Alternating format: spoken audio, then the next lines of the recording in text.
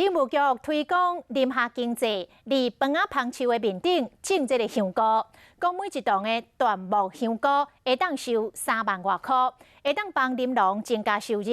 而且这种的香菇有一种真特别的香味，真受婆婆妈妈的欢迎。卖椴木香菇落去炒，南葱头、红菜头和简单的米粉炒，视觉甲味觉拢加真丰富。鸡汤内面当然嘛袂使无这个椴木香菇，这个口感也有加真侪赞处。因为它比较肥厚的关系，所以吃进去那个汤汁有进去。那个香味确实是比较。来伫煮物件办公室内面充满香气，大家食甲真欢喜。到底这椴木香菇有啥物厉害所在？带你来去产地行一转。林务局南华林业园区内面，茶棵排规排，这香菇就发伫个饭仔树棵顶面。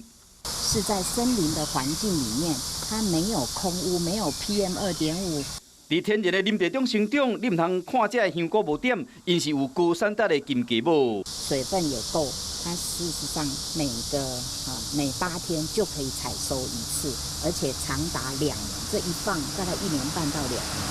采收期短，产量低，加上甲太空包的香菇比较起来有无共款的市场。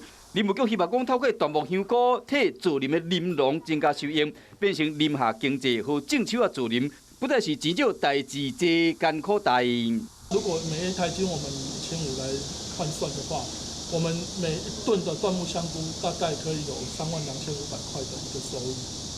好林地活用增加收入，整个范围嘛有一个春秋，这比规丛饭仔树错起卖，敢若赚300-500块，还阁较有价值。达到涵养国土，嘛替林农想出路的双赢目标。